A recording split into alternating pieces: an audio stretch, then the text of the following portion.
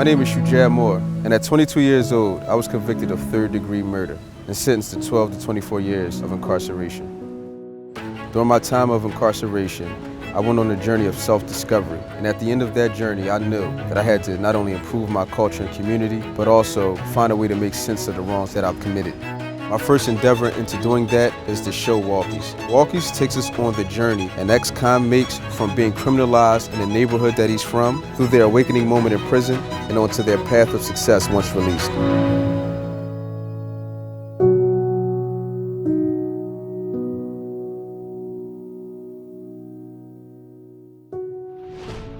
Today we feature the story of a person who lives a life helping others. He uses physical fitness to help people transform their lives, physically, but more so mentally. But that wasn't always the case. You see, he grew up in a tough section of South Philly before it was gentrified. He got caught up in the street lifestyle and served 2 prison terms. He went to prison for manslaughter, then again for bank robbery. But I want you to listen to him as he describes his story of transformation. My name's Karim, Shamsiddeen. Friends call me Solo. Born and raised South Philly. I was raised by my mother. My dad was in the Army for 23 years. He would come home on his furloughs, you know. We used to always go running. We'd run from my grandmother's house on 19th and Catherine all the way to the Navy base and back. He the one that got me into the fitness thing. It started with him. I didn't start the weightlifting until incarceration, but I stuck with it all the way until I came home.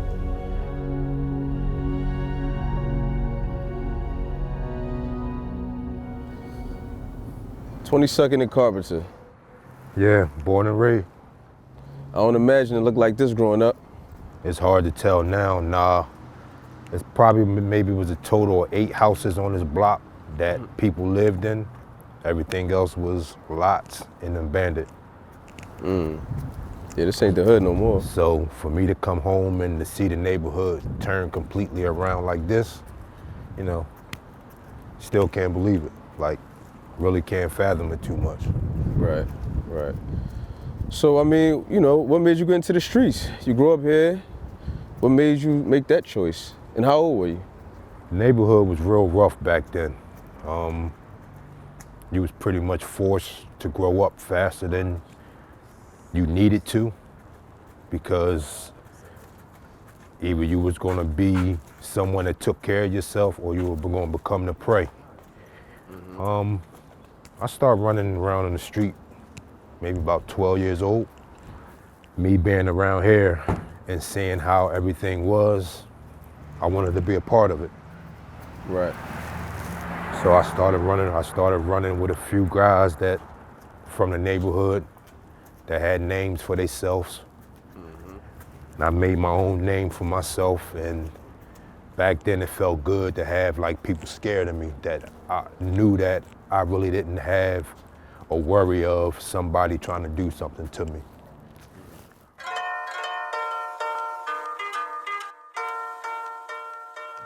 Coming up, I had a reputation in my neighborhood of somebody not to be played with. You know, got caught up in the limelight. I wanted the money, I wanted the respect. Then I had family members that also took part of that. Drugs was everywhere, had nice cars, had nice women. So that's all that I grew up around, and that's what I wanted.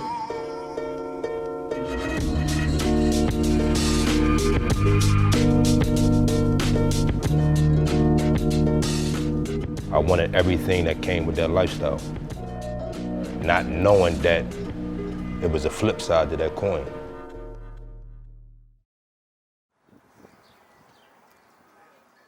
You see, what Solo was describing is that he wanted success in life. But what felt accessible for him to achieve that success was crime. That meant he had to be violent. And it's that same mentality that has been plaguing communities for generations. So this is it, 2113. Yeah, that's where I grew up at.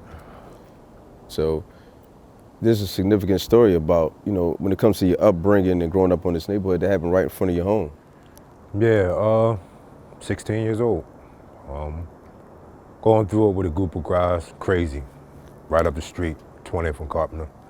I was sitting on this step one night. My little sister, Camilla, my girlfriend at the time, Aisha, she was about 2-3 months pregnant. Okay. With our first child, Niaja. So we were sitting there playing cards on the step. The block was different then because maybe only 1 or 2 street lights worked. So depending on where you was at on the block, it was dark. So the guy ride up, asked me what's up. So I'm like asking my sister and my girlfriend, he talking to y'all? Cause I don't know him.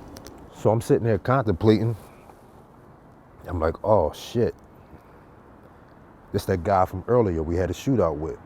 But he looked totally different now because earlier that day, he had a beard. Later on that night, all facial hair was gone. So he continued to ask me what's up. All of a sudden you see him go in his coat, he pulled out a shotgun. My little sister and my girlfriend, they scream, they run off the step. He starts shooting. I stand up and I'm standing behind my door while he's firing away. All of a sudden, you hear the gunshot stop. So I come back out the door, pretty much trying to find my little sister and Aisha to see if they okay. And he's standing like right here, pretty much where this car is, on a bike. So I take the gun from my waist, pointed at him, fire 4 shots. And you just see him fall right in the middle of the street. I drop the gun, I run around the corner to a friend's house. I wound up going to stay with my aunt out in Germantown for a few months. Got homesick. Said, oh, I'm coming off of the run. I come back to the neighborhood. You know, being cocky, being arrogant. Detectives came to my door, and that's when I was charged with the homicide. Solo served 7.5 years for the manslaughter. When he was released from prison, he had that same ambition for success and was determined to do it right this time. We met at the gym where he trains to pick back up on the story. Take me back to the yard, what we doing? Yeah, y'all work out.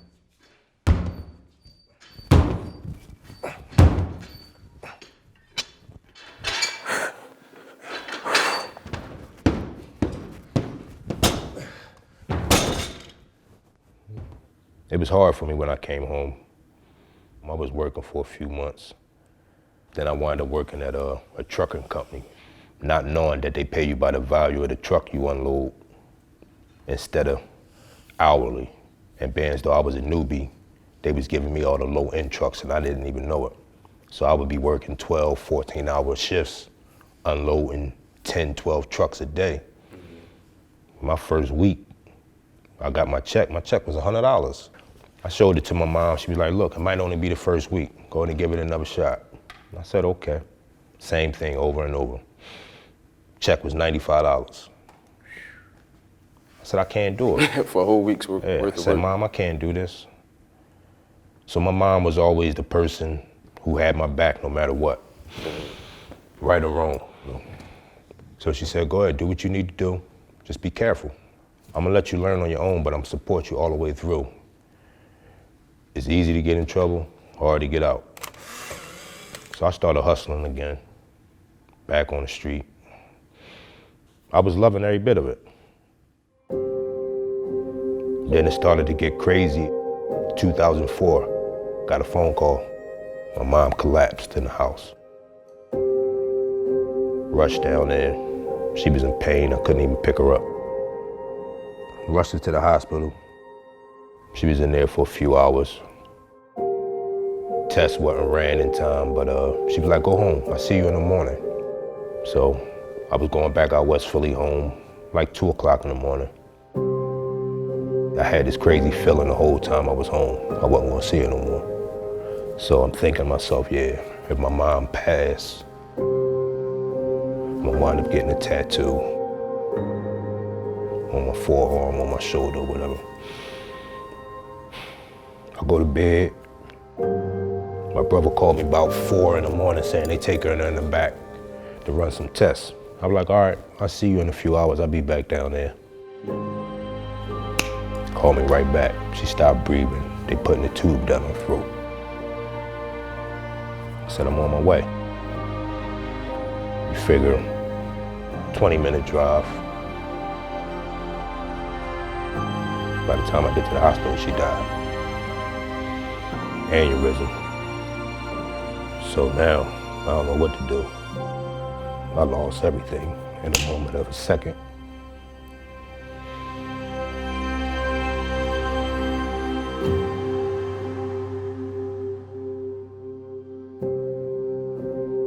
After my mom passed, I lost all motivation for everything. Didn't want to hustle, didn't want to be a father.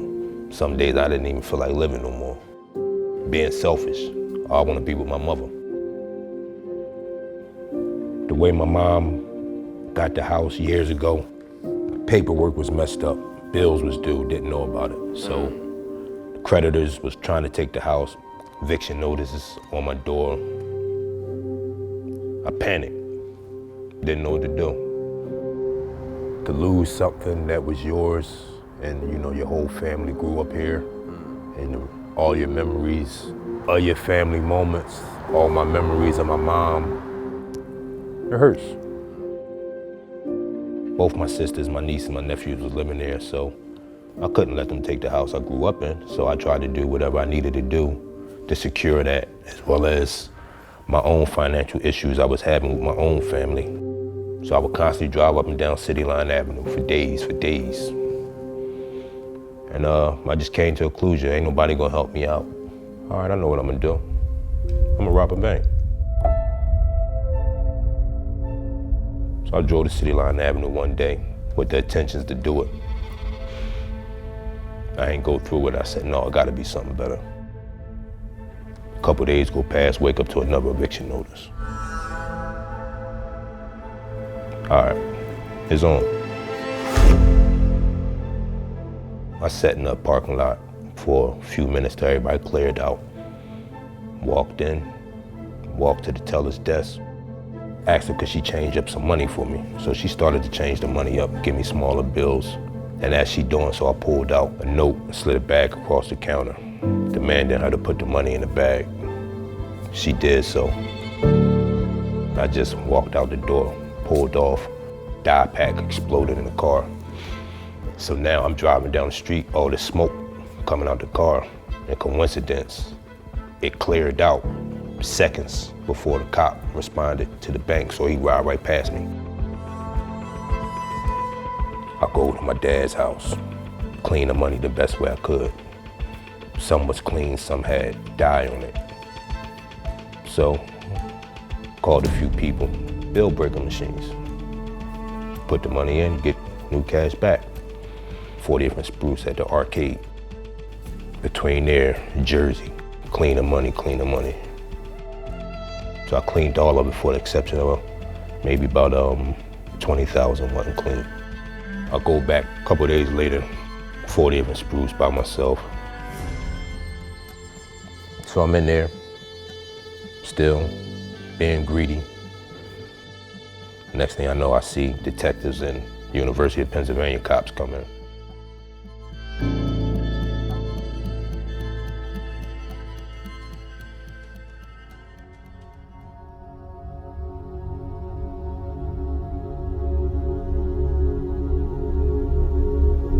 I did 7.5 years the first time, 12 years this time. I'm going on a year next month that I'll be home. One of the things I remember that really woke me up, my dad never talked to me about being incarcerated, but down to my last final months, he finally said something. So I knew how serious it was. He was like, look, I need you out here to take care of your sisters and to bury me when it's my time. And that's when I woke up, how important it was for me to be home with my family. The selfishness I had the first time, I no longer had. It wasn't about me when I came home this time. It was about not disappointing the people that was there for me all the way through. So I vowed to myself that my presence will be here until I'm no longer here. I'm not going to gamble and put myself back into a bad situation where I got to go back where I came from.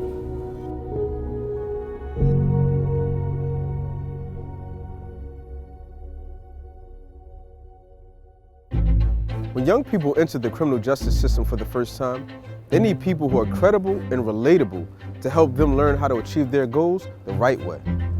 But it was during Solo's second term in prison that he was able to identify on his own a skill that his father had given him and cultivated.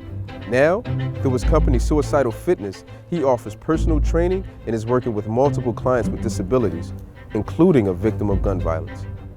He's been released for a year now, and it isn't any easier the second time around. He returned home to a wife that was diagnosed with cancer, who was thankfully in remission. He also had to learn to reconnect with kids, all while figuring out how to adjust back into society. It's still hard because I gotta get a balance. I haven't been resting as much as I need to be because I'm so much running around doing this gym thing, my other job, and trying to spend time with everybody in my family where it's needed.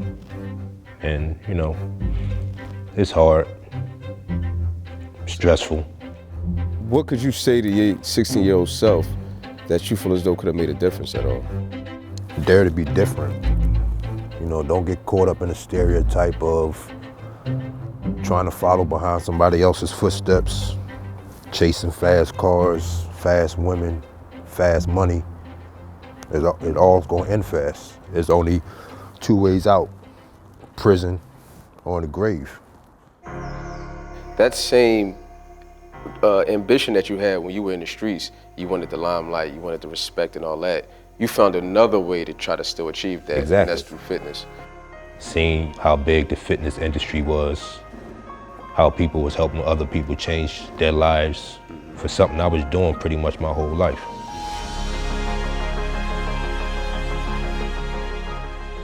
So I always loved it, but I fell in love with it all over again. Suicidal Fitness. It's about pushing yourself past all limits. It's about making yourself better than you was yesterday.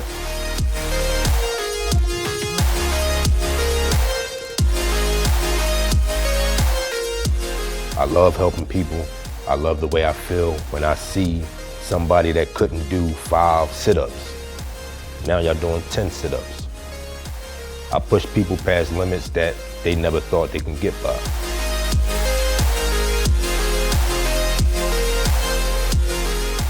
Just as much as I push them, they push me. Just as much as I make them better, they make me better. Whatever doubt you have in yourself, I'll help you get rid of them. Everybody gets knocked down, but it's about getting up. You get knocked down 7 times, all right, get up 8. This is my sanctuary. This is my freedom.